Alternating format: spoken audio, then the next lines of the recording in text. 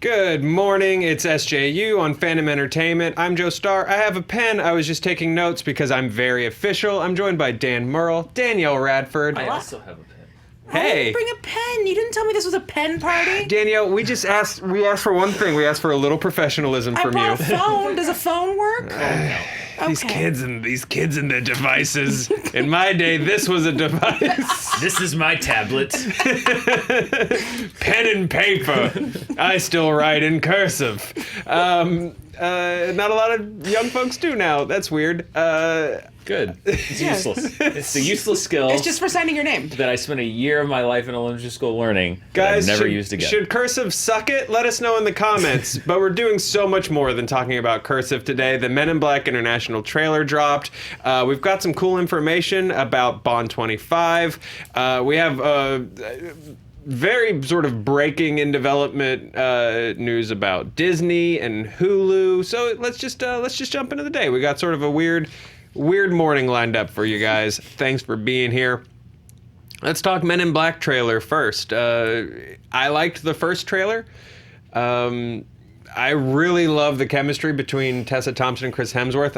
Especially after Thor Ragnarok. I think that was such like a no-brainer that they're brought in. I don't know, how'd you guys feel about the trailer overall? I liked it. I liked that they. This is another one where it's like, slow down. Stop showing me so much of the movie. Yeah. Like it's. I'm already in when you said those two. I don't need much more. You know, we find out a little bit about her family and how she came to be with the MIB and all that stuff. I saw a lot of comments that people were bummed that there was no Will Smith cameo, and I'm like, in the trailer. Yeah, they're not going to give... But he's sort of... Was that him? That was like alluding to him being outside, right? Like Wayne and Garth, isn't it great to be in London? Body doubles, I think. Like those are like, hey, give me Will Smith stand-in. Yeah. Hey, Find me that Tommy, shit. now we're in Piccadilly Circus. Yeah, exactly. Like, Isn't it great what a crappy circus. Isn't it great that they paid us to come and do the stand-in job? That's probably what it's going to be. Yeah.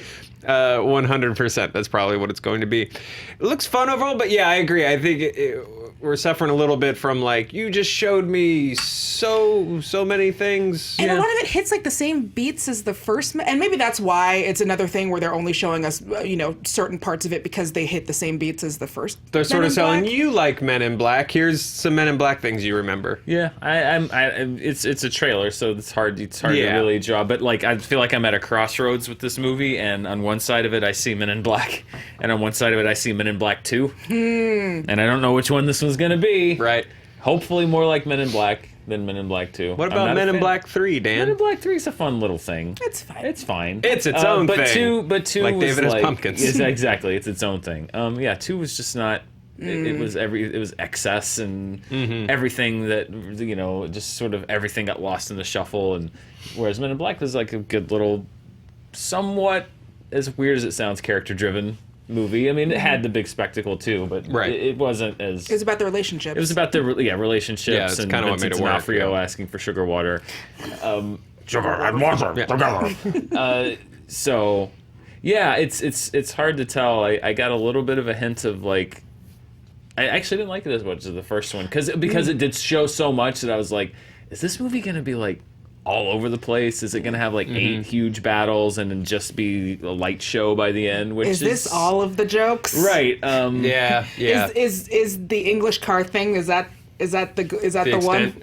Yeah, it just looks like there's so much happening in this movie. I hope that they're also able to construct it around a core of a good character story, a good just story in general, and not just like here's 14 different things in succession with very little to connect them, like a lot of summer movies can end up being. This is just sort of a tangent. This isn't like necessarily like a judgment on the trailer. It's just something I found myself thinking about it after seeing it. Is a lot of our effects are starting to homogenize a little bit. These they're all done aliens, cheap and fast. Yeah, kind of. The aliens we're seeing in this could have been in Canto Bite. They could have been in. They could have been in Thor Ragnarok. They could have been in any number of. That always. And I don't know anything about this. Someone or Guardians, maybe not Thor Ragnarok. Someone smarter than me will know. Is this like video games where you can actually reuse models and stuff like from thing to thing? I mean, yeah. Because I know they talked about a lot in Spider-Verse how when they're showing small, tiny, tiny baby spoiler for Spider-Verse, they're showing kind of Spider-Gwen's character arc, and in the back they show her with Lizard, who is her Peter Parker, and how they actually used, because they hadn't had a model for him, they used the earlier model for Green Goblin for him, and they talked about how they kind of had to do some tinkering with that. So it's just something I've always wondered if studio houses kind of have models and then they can then put their own skins over it. Yeah, we I have no small idea. alien ready to go. I mean, I could see. Look, They do it in video games, so I mean, don't know. they did it in the earliest days of Disney. That's why there's the same dancing fox Yeah, in like same. just, Robin Hood yeah, and in like 8 different movies. I was hoping maybe a little bit for, because the first Men in Black I feel like was so visually distinctive that, you know, it's not me crapping on the movie. Just something I was thinking about after I saw it. Yeah, Alien Kumail definitely looks like he could have been in any movie. Yeah, I love him, by the way. Yeah. He's great. Yeah, and the laughs of the trailer were largely from him. Yeah. I mean, I like Tessa Thompson and Chris Hemsworth. We know they have great chemistry. I like Emma Thompson look in at that there. dude. I like Liam Neeson. In theory, I like all of the casting in this movie. But it's also about execution. It's not just we've got a name. It's like you actually have to write clever things for them to say and do. You're So- right, that little guy could have been in Canto Bite. Yeah, Not he wrong. absolutely could have been. He Yeah, absolutely. yeah. I like what I'm assuming the Aw. bit is going to be with him, where he's like from this like bloodthirsty war race, but they're tiny, so it's, you know, that bit, that old chestnut. Yeah, but yeah, he's great. I He's think so Kumail's soul. talented as hell, and I would just his delivery and his deadpan style. I love so. Funny dude. Yeah, funny. What do what? He's ripped now. He's ripped now? ripped. Kumail got Yeah, ripped? He's been working out with He's Big ripped. Dave. There's He's been photos out. He's already getting ripped for Eternals. Yeah, he's been working out with Batista because they had that movie together. Yeah. So he's been like, that's why he was at Mania. He's been working out. He's been getting big.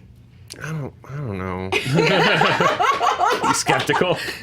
That feels no, not skeptical. I just don't know how to process it. Well, it's like, okay, there's been a lot for me. This has been a long week. Like yesterday, we were talking about wacky races, a little behind the camera, and Lon broke my head by telling me that is not Snidely Whiplash with that What? with that dog. No, It's a completely different character, and Snidely similar.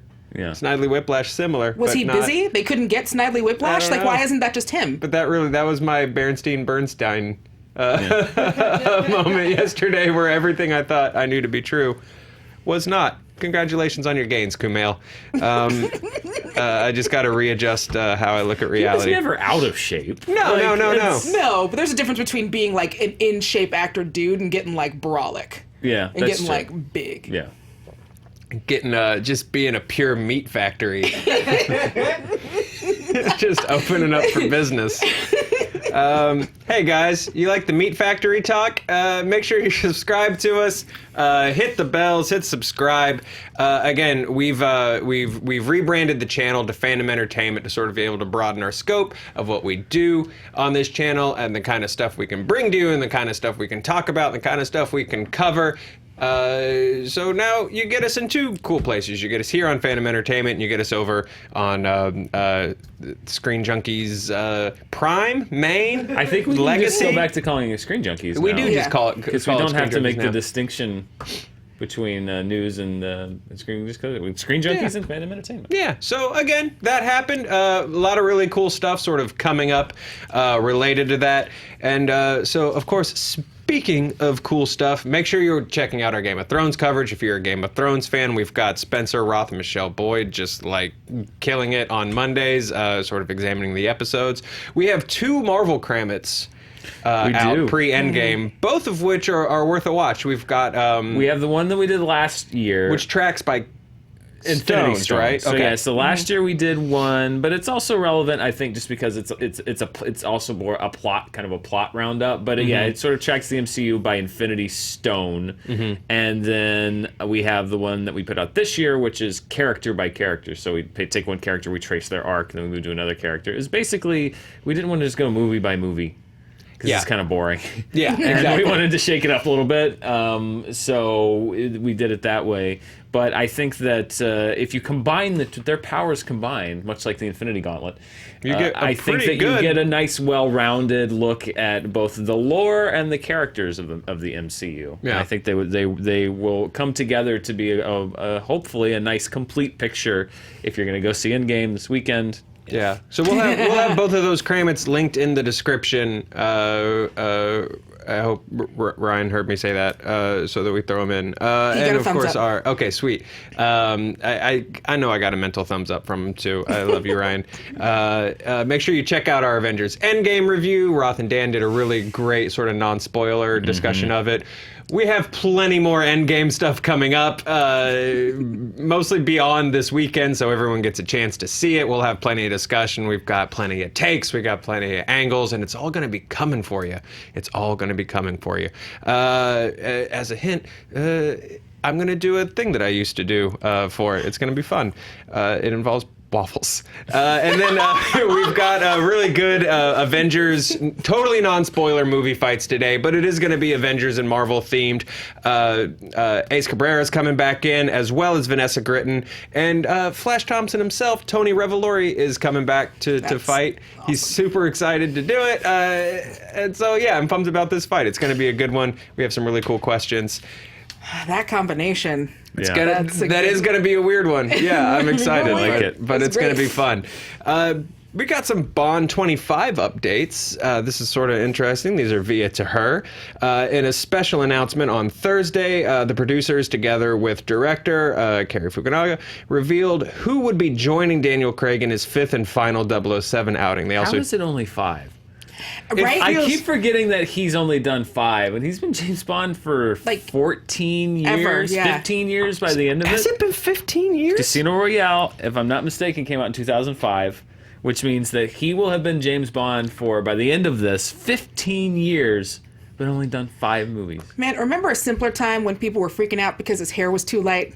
Oh, yeah. Remember that? Bond's hair 2006, so 14 years by the end of this. So let me unpack this. That means he has been... So in 15 years, 14 years, he's done a couple of Bond movies. And in 10 years, we've done a complete 23 film Marvel There have epic. been 22 Marvel movies. Including Endgame? Is it 22? Including Endgame, 22. There have been 22, but with Spider-Man, 23. And by the time this Bond movie comes out, probably 24 or 25. That's insane. And the time that they've made 5 James Bond movies in 2 fewer years for Marvel. That's absolutely crazy. Yeah.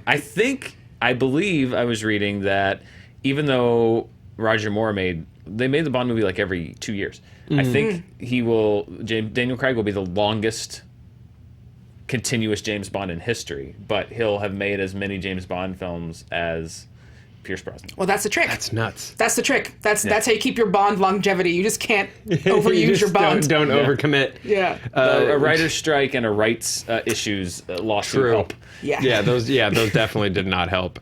And then also, having to... how many times have they probably put this on hold after Bourne's come out, after Mission Impossible's come out, to sit down and go, what... Well, what's a Bond movie and all this? Spectre was sort of meant to be a triumphant flourish, and it wasn't. And then it was Daniel Craig going to come back? Is he not going to come back? And now it's just all, I don't know. As a Bond fan, it's been such an era of highs and lows, because there've been like Casino Royale and Skyfall are like 2 of the best James Bond movies ever made. They're really good. Yeah. But Quantum of Solace and Spectre are, to me, really disappointing. Yeah. It's like it's also weirdly challenging to be a Bond film in the present, if that makes any sense, because the Bond franchise for me has pure nostalgia armor. Even all of Pierce's stuff, like dumb stealth boats. I thought Christmas only came once a year. Like all that. Like, oh boy, it's awful. It's all awful. But it's far enough back that I'm just like, heh. Love these. Even the pigeons, man. Yeah. The Moore stuff, the Dalton stuff. I I don't F with Die Another Day. I don't. No frolicking for No you? frolicking with Die Another Day. Nope. You won't die another I F with day. the world is not enough. I frolic with that movie, but not Die Another Day. Yeah. Yeah. No, you can't fork and deal with I it. can't fork and deal with it. Just no. Big nope. Well, we do know some people who are who are going to be newly forking with Bond. Rami Malek has been officially confirmed as the villain Yep, did for the another weird movies. video. Rumored It was for great. a long time. Oh, did he really? He did Oh, another good. video. Did he? Yeah, and he does that thing. I think I know that in some acting classes they tell you that when you don't blink, sometimes it shows sincerity. He only blinks when he looks away. So he did another one where he's like, all of them are filming in Jamaica or wherever it is, and I'm here in New York working, but soon I will join you, and I'm going to make sure that James Bond doesn't have an easy time. And it's like, oh, Rami, you're so perfect at doing the things they hire you for. It's so great. And at this point, I think that he knows, and he's doing it on purpose. Yeah, I yeah. think it's very He's just self-aware. screwing with everybody. Yeah, I think he's having fun with, I did a thing weird. I'm gonna keep doing that thing weird Yeah, because it's really funny. we're gonna for double me. down. It got him the clicks. Oh, it did. Got him those Malek clicks. A ton of characters are coming back. Madeline Swan is coming back. Q, M, Miss Moneypenny. So like his whole sort of ensemble is returning. Yeah. For what I guess is his. It's his send off. That's not an I guess. This is his final. The last one was supposed to be. So But you can't leave. You got to leave him on a laugh or something. Yeah. You gotta Yeah. leave him. I don't know how many more ways Daniel Craig can invent to say he's tired of playing James Bond and then coming back again to play James Bond. Like, he literally threatened suicide last time. Rory Kinnear from Spectra is coming back. Jeffrey Wright, who was in Quantum of Solace, is coming back. So we're bringing in. We're bringing people back from all the hits. I need more Quantum of Solace lore to be covered in this film. Newcomers include Ana de Armas from Blade Runner 2049, Billy Magnuson from Game Night, Lashana Lynch from Captain Marvel, who I know you're a big fan of. We were talking about that the other day. And David Denchik from Tinker Tailor, Soldier Spy. So fans were given details of the plot in which Bond is enjoying a tranquil life in Jamaica after leaving Now they're active just service. teasing him. Now they're just making fun of him. Yeah. Like, oh, you want to retire from being Bond? We're gonna Right. have Bond have the retirement that you wanted. Yeah. It's not fair. But his peace is short-lived when his old friend Felix from the CIA turns up asking for help. The mission to rescue a kidnapped scientist turns out to be far more treacherous than expected, leading Bond onto the trail of a mysterious villain armed with a dangerous new technology. That's So a Bond literally movie. the plot of every James Bond movie. Yeah. It's so weird. They had this big thing. They were like 8:10 Pacific to 5:10 in the morning, 8:10 Eastern, 13:10 GMT. Bond 25. We're announcing, like this big event, and it's like we're live from Jamaica, and it's like it's nice that they announced the cast, but like you only get one of those, and Yeah. not even a name. Are they shooting without one? Is it a spoiler? Jamaican me. Is it Spider-Man? James Jamaican me Bond? crazy. Do they have to wait till after Endgame comes out? Is there some kind of like they're gonna take like the end of Endgame and it just runs right into like Jamaica and James Bond? Like what? Why? Why the secrecy? You have you have What a you news hiding? cycle all to yourself. You had a morning all to yourself, and it's great that they're announcing cast, but. You could have had whoever's going to sing the intro just sing it on the beach. You could have And this done is so kind of much. like the last. I mean, It's going to be Post Malone, by the way. oh God, yes. Something He's James Bond. But so yeah, this was kind of the last morning where you really could have snuck that in and had people care for at least the next 2 weeks. Yeah, 'cause the next and 2 weeks really is grab just that Endgame. coverage. So No. It just seemed weird that they would have this big event and kind of a flopperoonie for the James Bond fan in me, who was just like, okay, well, this is the Yeah. plot of every James Bond movie, and Rami Malek, okay, cool. Well, what do they do with this next one? Because, I mean, the last one was like, hey, we're going back to the old days, and it's going to be silly and campy a little, but they also, like, didn't make that play well. No.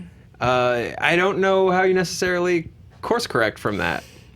I don't even know what this one's supposed to look like, because, you've got... It could be all over the map in tone. There's the Bourne style all the way down to like Get Smart, starring Carell and The Rock, and I don't know where this lands now. I want this to be their Ocean's 11, where it's just the cast having fun. Oh yeah. And it's just like whatever. Julia Roberts is. Why is Daniel Craig always eating in every scene? Like, that's what I want. I'm honestly kind of fine with that. Yeah, I don't know what they do. Honestly, it's this has been a weird piecemeal patchwork franchise with just the way that all of this has worked in the last 15 years. So I'm always excited to see a new James Bond movie. Always fingers I love crossed. James Bond. Yeah. But I don't know what to do. Yeah. Hopefully they do something cool. Jetpacks on the moon. Jetpacks on the moon. Jetpacks fingers on the crossed, moon. Whatever. They Elevator already to did that, space. and it was horrible. By Have the they way. done the elevator to space in Bond? They've gone to space a couple times, But not via elevator. not via elevator. No. Okay. No, there was a rocket that ate other rockets. Right. Yeah, And they went that's on the great. space shuttle with the Jaws, not the shark, and Moonraker. Yep. But I don't think we've done full space elevator yet. Okay. That's It's time. my hope and dream. It's time. Yeah. Time for the space elevator. Time It for the is space elevator. absolutely time for the fair. space elevator. That's fair. It's in Jamaica. And the whole movie is just him and Rami Malek in that elevator. Yes. That's what I want.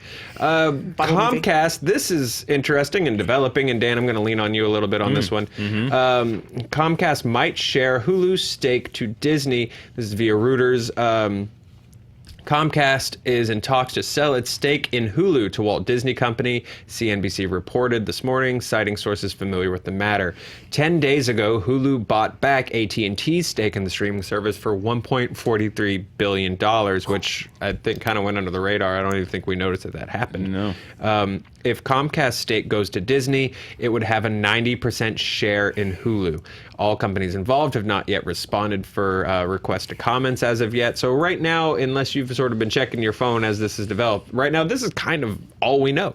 Yeah, they spoke as early as I think this week or today with Comcast, and they were like, "Oh, it's a very valuable thing, and we like to own it." So there's been either no comment or no confirmation from anyone really involved. It's a financial story right now, but yeah, based on what they just bought back for it, that puts Hulu at a $15 billion valuation. Yeah. And the interesting thing is Hey, when we sharks. talk about exactly hi sharks.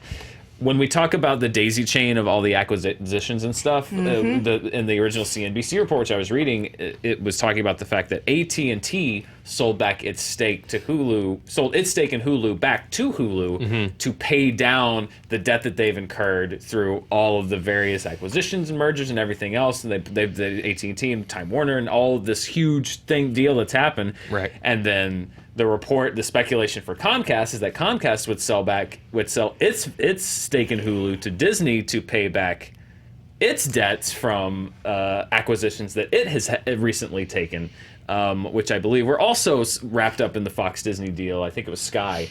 So it's basically now people selling things back to other people and consolidating things because they're incurring so much debt through other acquisitions that they then need to pay down that debt by selling off their assets. But if you sell all of your assets off to it's like a game of Monopoly. Yep. Yeah. I don't know if you've ever. Wait a minute. How does that game end? No one Elevator to knows space? because no one's ever played it all the way to the end. But I'll tell you how one person has everything. It's literally like a game of Monopoly, where it's like, well, I need to sell Park Place because I bought all the utilities, and while I hope that the rent on those utilities will eventually fill my coffers up, I need to sell this property now. Who has the most money in the game and can afford to buy Park Place? Oh, okay. And then at the end of the game, one person owns everything. I didn't mean for that Monopoly thing to come up, but it's weird it how did. easy that metaphor fit. Yeah. Isn't it? It's almost like that game is named good. Yeah, exactly. It's this whole, all of this stuff. I think that's why we try to follow it so closely. It's all a daisy chain. It's all just a sequence of events that have consequences, that have consequences, that have consequences. And I'm not saying good or bad, but like this is a consequence of aggressive expansion, which all of these corporations are now engaged in. Yeah. So. And for each of them, it's like I was saying before, for anyone, if you aren't the person who has the money to be able to buy all of the things, one gust of wind and any of these dudes can just blow away. Like it's not, if you're in that point where you're taking on debt, so you have to sell off stuff, It's a really precarious place to be financially and kind of scary. Well, and NBC Universal is launching its own streaming service, but it's going to be different from the other ones because if you have pay TV, then it's going to be ad supported, which means you don't have to pay for it. And if you don't, then you will pay for it. But this also ties into the story that people were talking about yesterday, which was The Office. The Office is on Netflix right now. It is literally, according to multiple reports, the most watched thing on Netflix. And they're fighting to keep it. And also according to my Twitter. But they may not have a choice because guess who owns The Office?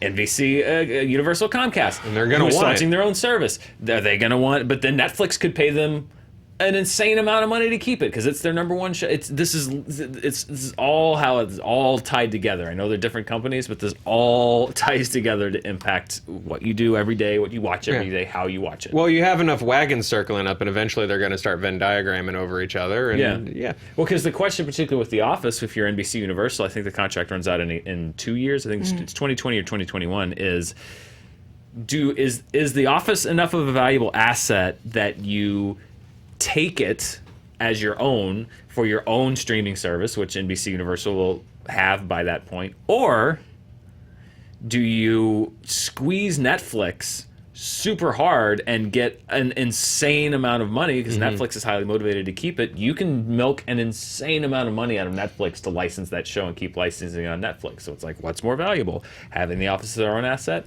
or getting the probably billions of dollars from Netflix? Yeah.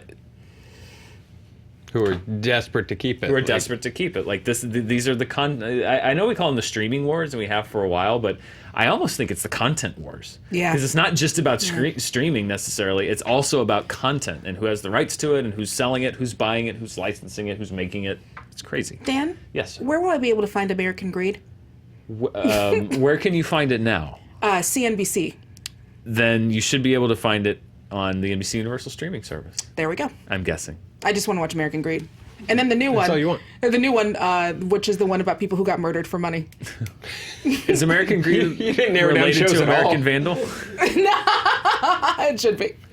Well, this segs us. So something I like to do sometimes on this show is a very complicated segment with a very sort of tough premise to follow. So bear with me. I call it, "Hey, what are you watching?" And it's a segment where I say, "Hey, what are you watching?" And you tell us, and we talk about it. Tell me about American Greed. Okay, so American Greed, if you liked if you preferred the Hulu version of the Firefest documentaries, it's a lot like that in the way that it's presented, where they give you some of the background and the way that it's cut, like the editing, where they're even finding jokes in the editing and things like that. And so American Greed is about, people who have done Ponzi schemes, and so now there's a version where, and I forget, American Greed, Deadly something something.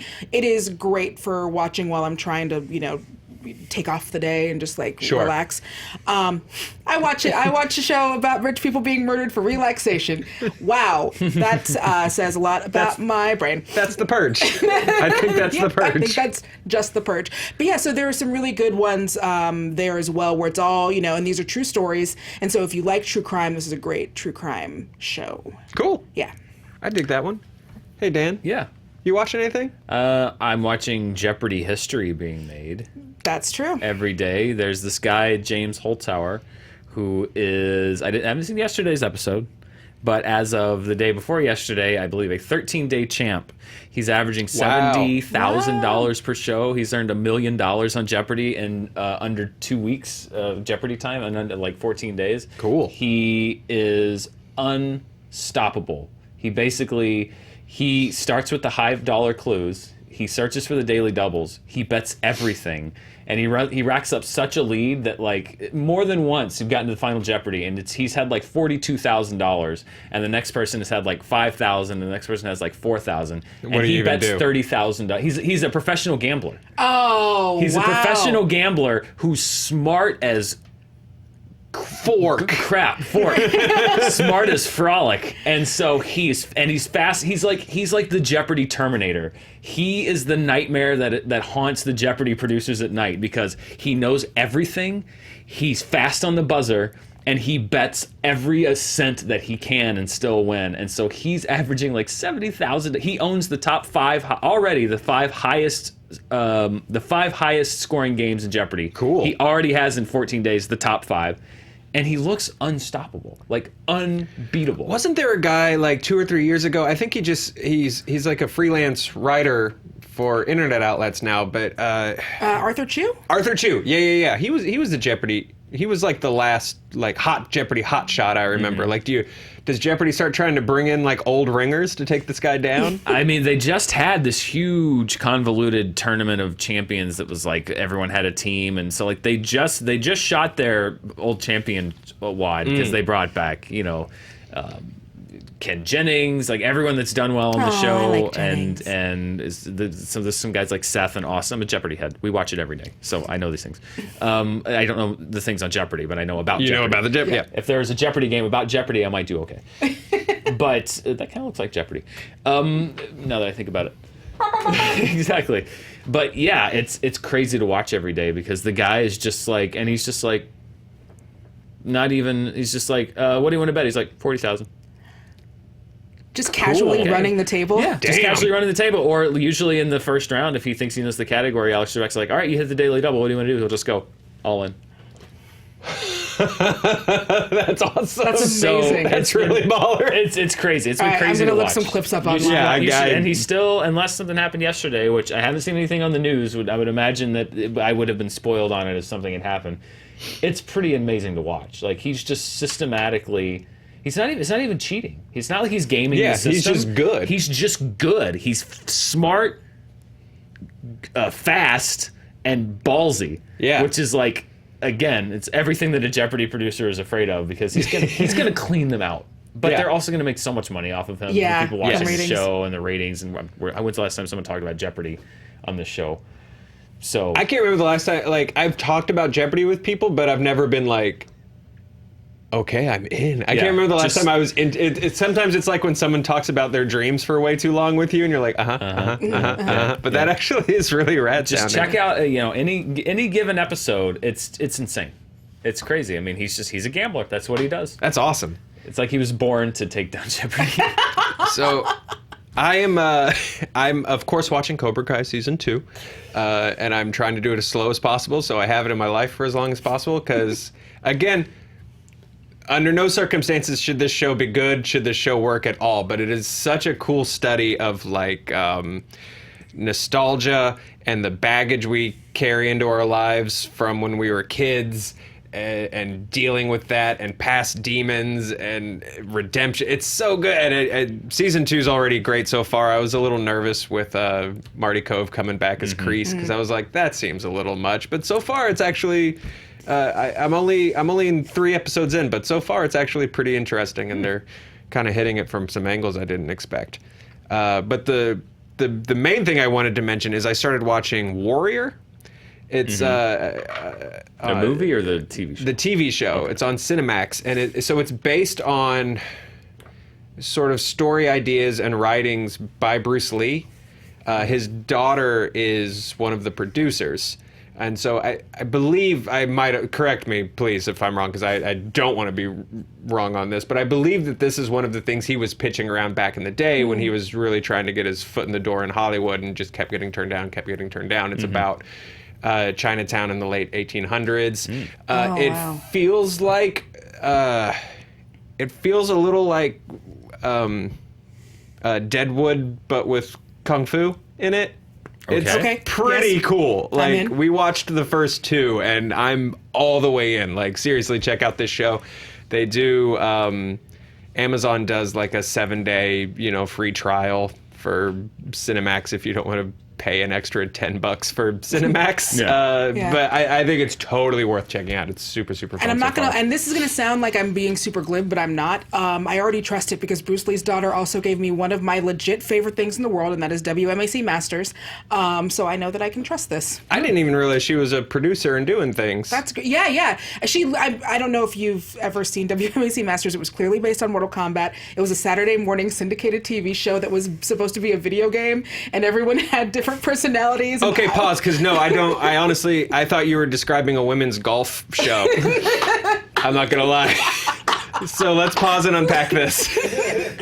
Yeah, so it's, I was like, cool. She produces golf. Right on. yeah, no, so it would be all of these people that you've seen before who have fought. I believe Robin Shue was in some episodes. You definitely recognize some people from the Mortal Kombat movie and some other kind of stunt performers and stunt fighters. And so initially it was a thing where it was this mixture of a live action video game and wrestling, and so they would go and they would fight, and there would be like these energy bars, and that was the first season, and she hosted it, and I believe she was one of the producers, and then she stepped back from hosting, and they went full on cuckoo bananas, and there was like this person who was trying to take down the WMAC masters from the inside, and all of this. This is so much better than the golf show, I imagine. I think you can still find some of it on YouTube. I will obsessed absolutely with it. look that up. That sounds amazing. You know who that person was? Backing you up.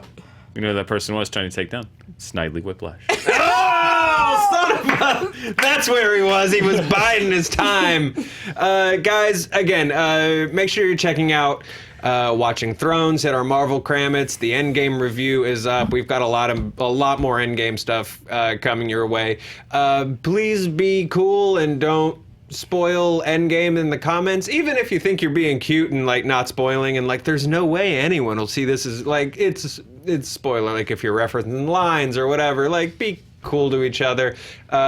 We've got a really great community in the comment section down there, so I know you guys will sort of watch out for each other and respect each other. Don't spoil the movie.